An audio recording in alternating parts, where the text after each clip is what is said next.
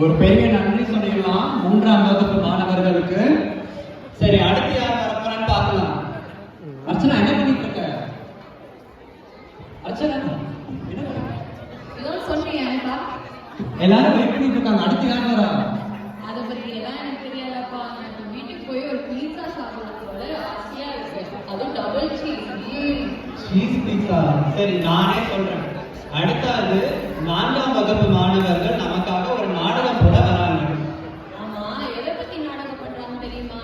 இதை பத்தி தான், மொபைல் அடிக்ஷன் பத்தியும் துரித உணவு சாப்பிடுறத பத்தியும் ஒரு நாடகம் போட போறாங்க. என்னன்னு பார்க்கலாம். ஒரு பெரிய கைத்தட்டல் கொடுத்துடலாமா?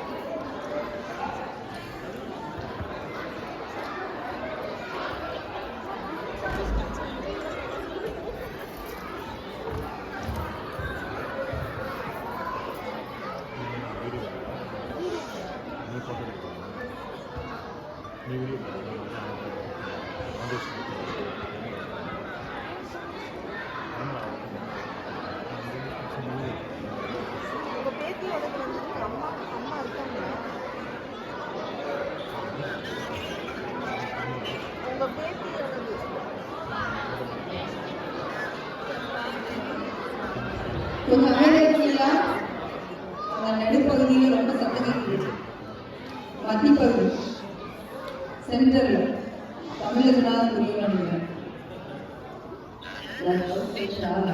வகுப்பு 2.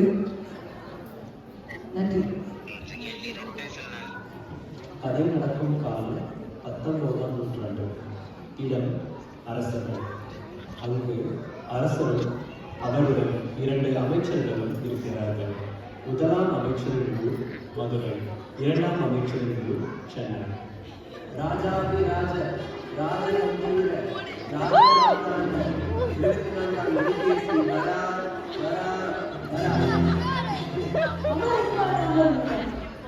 வணக்கம் அரசர். வணக்கம் அமைச்சரே. என்ன மற்றொரு அமைச்சர்களை காணவில்லை. உடலை விசாரித்து சொல்கிறேன் அமைச்சர். சரி அமைச்சரே, நாட்டில் அனைவரும் நலம்தானே? அனைவரும் நலம். என்ன இல்லை அமைச்சரே, என்ன ஆயிற்று? அரசர், அவற்று தயங்குவது ஊரில் வாழும் மக்களை பற்றி தான் அரசர். ஏன், என்ன ஆயிற்று உங்க ஊரில் வாழும் மக்களுக்கு? அதையே கேட்கிறீர்கள். 1ஆ 2ஆ? இங்க திருவிழா இந்த பிரச்சனை, அங்க திருவிழா இந்த பிரச்சனை. ஒரே கஷ்டமாப்பா, கஷ்டமாப்பா. சரி சரி, அனுமதிங்கள். முதல்ல என்ன பிரச்சனைன்னு சொல்லுங்க. நிறைய பிரச்சனை இருக்குது அரசே. இருங்க, மக்களே சொல்லுங்க. சென்னையில் இருந்து மக்கள் சிலர் தங்கள் பிரச்சனையை சொல்ல வருகிறார்கள். அரசே, என் தங்கைக்கு கண்ணு சரியா தெரிய மாட்டேங்குது. அம்மா, உங்க தங்கைக்கு சரி பண்றதுக்கு முன்னாடி உங்களுக்கு தான் சரி பண்ணணும் போல. அரசர் இங்க இருக்கிறார். என்ன பிரச்சனை? அரசே, என்னன்னு தெரியல. என் தங்கைக்கு வர வர கண் பார்வை குறைவு கொண்டே வருகிறது. ஓ, அப்படியா? என்ன வகையான உணவுகள் சாப்பிடுவீர்கள்? என்ன சாப்பிடுவீர்கள்? இருங்க அக்கா, நானே சொல்றேன். நான் என்ன சாப்பிடுவேன் என்றால் எனக்கு ஜங்க் ஃபுட் தான் ரொம்ப பிடிக்கும். ஜங்க் ஃபுட்டா? அப்படின்னா எங்கள் அரசே, நான் ஹோட்டல் பார்த்து சொல்றேன். இந்த பீட்சா, சிப்ஸ், சோடா, சாக்லேட் இந்த மாதிரி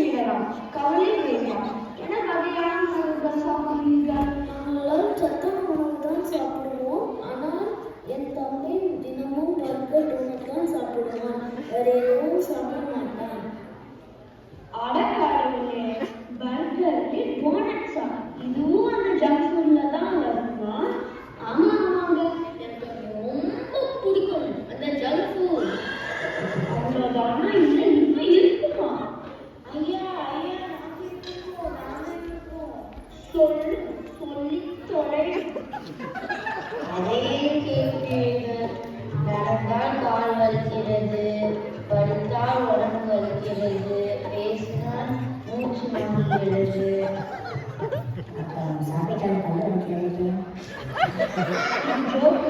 கேட்டதும் என் காது வலிக்கிறது. ஆமா, அதுதான். கவலை வேண்டாம், சீக்கிரம் சரியாகிவிடும். நீங்கள் என்ன உணவுகள் சாப்பிடுவீர்கள்? எனக்கு பிடித்தது பீட்சா தான். அதை எப்படி சாப்பிடாமல் இருக்கிறது? அதை சாப்பிடாமல் நானே என்னது மறுபடியும் பீட்சாவா?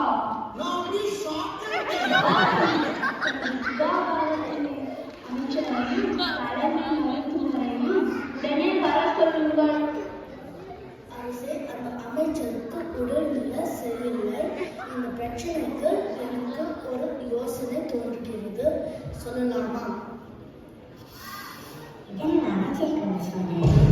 ஊர் மக்களை வரவழைத்து அவர்களது உணவு பழக்க வழக்கங்களை தெரிந்து கொண்டு பிறகு என்ன செய்யலாம் என்று ஆலோசித்து முடிவு எடுத்தால் என்ன? அதுவும் நல்ல யோசனை தான். அவரை வர சொல்லுங்கள். அரசே, தங்கள் அரசனாக செய்திருந்தது? மருத்துவரே, யார் அது உங்களுடன் ஒழித்து கொண்டு வருவது? அரசே, நாட்டோட சரியான தெரியவில்லை. மருத்துவரை பார்த்துவிட்டு நாங்கள் இருக்கும் அரசவைக்கு வந்தோம். உங்களுக்குமா என்ன வகையான உணவுகள் சாப்பிடுவீர்கள்? அது எனக்கு பார்த்துக் கொள்ளலாம். விசாரித்தவரை சென்னை மக்களுக்கு ஜங்க் ஃபுட் ரொம்ப பிடிக்கும் மருத்துவரே. அரசே, நான் கேள்விப்பட்டேன். முன்பை விட எனது மருத்துவமனைக்கு சென்னையிலிருந்து நிறைய மக்கள் வருகிறார்கள். ஆனால் அமைச்சர் ஆரிய அவர்களிலிருந்து யாரும் வரவில்லை. அப்பொழுதுதான் உணவு பழக்க வழக்கங்கள் மாறுபடுகிறது என தெரிந்து கொண்டேன். மதுரையில் இருந்து ஆரோக்கியமாக இருக்கும் மக்கள் வருகிறார்கள்.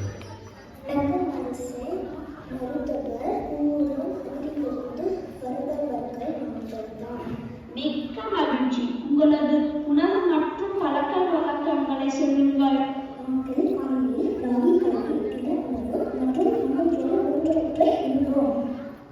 அது மட்டும் நன்றி. அப்போ நீங்க இந்த ஜங்க் ஃபுட்லாம் சாப்பிட மாட்டீங்களா? ஜங்க் ஃபுட்டா? அப்படியா? என்ன அரசே? பாருங்க, அந்த ஜங்க் ஃபுட் சாப்பிடும் மக்களுக்கு வர சொல்லுங்கள். இரு தரப்பினரும் வாக்குவாதத்தில் ஈடுபடுகிறார்கள்.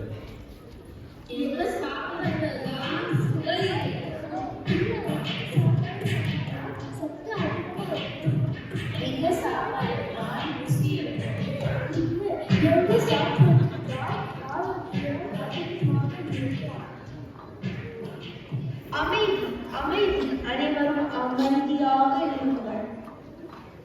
அரசே, சென்னைக்காரர்களுக்கு உணவு ருசி வேண்டும், மதுரைக்காரர்களுக்கு சத்தான உணவு வேண்டும்.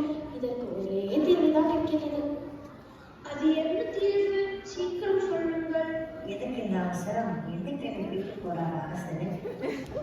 வாரத்தில் ஒரு சில நேரத்தை தவிர மற்ற நேரங்களில் அவர்களது உணவில் பழங்கள், காய்கறிகள் மற்றும் சிறு தானிய வகைகள், தோசை, இட்லி, இடியாப்பம் மற்றும் சாதமாகவும் செய்து கொண்டு வந்தால் அவர்களது உடல் சீக்கிரம் நிறைவடைய வாய்ப்புள்ளது. அது மட்டுமின்றி உடல் உழைப்புக்கு குழந்தைகள் ஓடி விளையாடுவது, சைக்கிள் ஓட்டுவது மற்றும் நீச்சல் அடிப்பதும் செய்து வந்தால் ஆரோக்கியத்தில் முன்னேற்றம் தெரியும். அப்படியே செய்து விடலாம். என்ன மக்களே, மருத்துவர் சொல்லும்படி கடைபிடிக்க வேண்டும். புரிந்து கொண்டீர்களா? சரி அரசே, இனிமேல் அவ்வாறே செய்கிறோம். ஜங்க் ஃபுட்டை குறைத்துக் கொள்கிறோம். அப்பாடா, ஒரு வழியா எல்லா பிரச்சனையும் முடிந்து விட்டது. என்ன? அப்ப கேட்டதுக்கு இப்பதான் வருவது. சரி சரி, போய் குழப்ப பாருங்க. நமக்கு மட்டும் ஏன் இப்படி எல்லாம் அரசர் தனது மொபைலை எடுத்துக்கொண்டு விளையாட ஆரம்பித்து விட்டார். அரசனை என்பதையே மறந்து விட்டார்.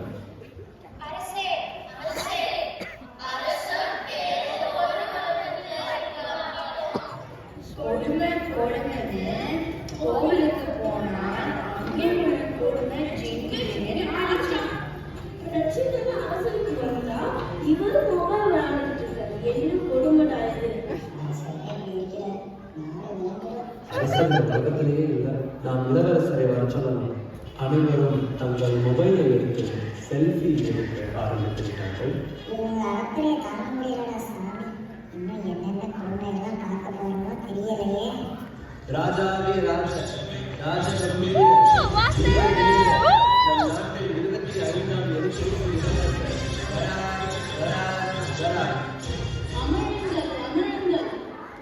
ஓச்சடா விளையாட முடிச்சிட்டாரா?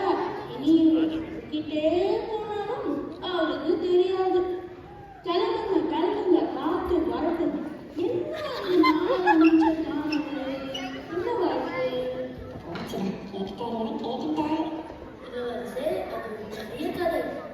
சொல்கிறேன். இப்பொழுது வேற ஒரு பிரச்சனை தலைவிரித்து ஆடுகிறது. அதை பற்றி நம் மருத்துவர் சொல்வார். ஆங்கிலரசு நிறைய குழந்தைகளுக்கு ஒரு விதமான மனநோய் பிரச்சனையை காண முடிகிறது. என்னது மனநோயா? எப்படி? எதனால? ஆமாம், அதை நீங்களே பாருங்களேன். தங்கள் பிரச்சனையை சொல்ல பிரவீன் மற்றும் கோகுலா உள்ளே வருகிறார்கள். என்ன பிரச்சனை? இவன் ஏன் ஏதோ செய்து கொண்டிருக்கிறான்? அந்த கொடுமையை நான் என்னன்னு சொல்ல. எப்ப பார்த்தாலும் மொபைல் விளையாடிட்டே இருந்தனால அவரோட மனநிலை பாதிக்கப்பட்டது.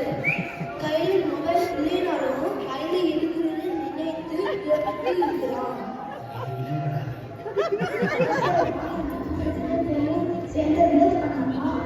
சும்மா அழுகாசு. என்ன நானும்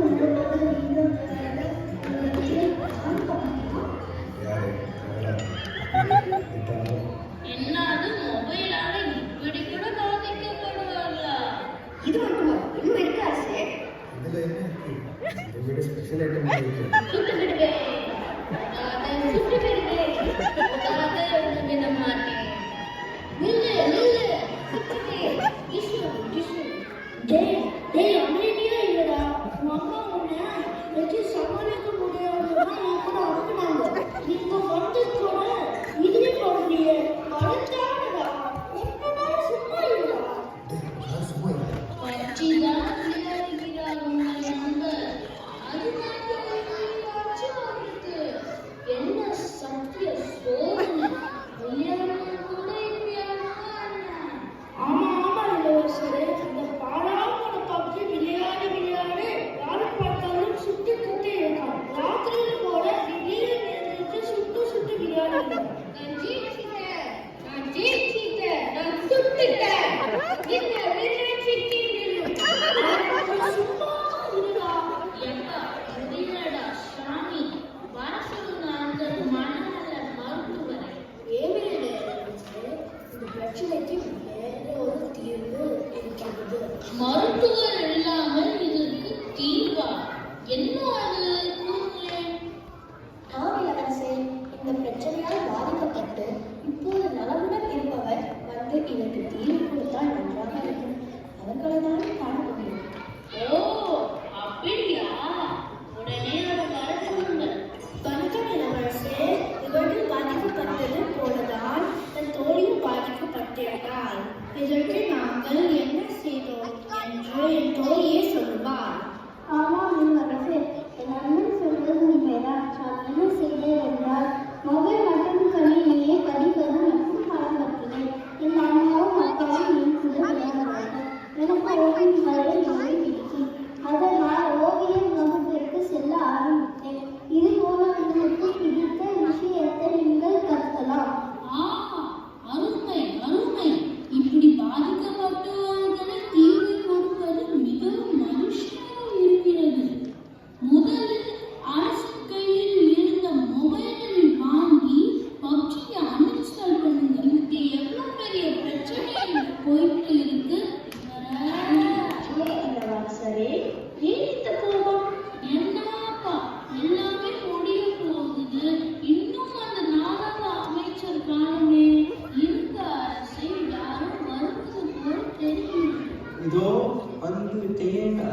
என்ன அமைச்சரே, ஒரு பொறுப்பில்லாம கடைசியாக வருகிறீர்கள். மன்னிக்கவும் அரசே. நேற்று பீட்சா சாப்பிட்டு முழுவதும் மொபைல் பப்ஜி விளையாடிட்டு பெரிய காலையில் ஒரு நாள் காலையில் சீக்கிரம் எனக்கு எந்திரிக்க முடியவில்லை அரசே. இதனால பீட்சாவா? என்ன அது பப்ஜியா? அரபியிலும் முதல்ல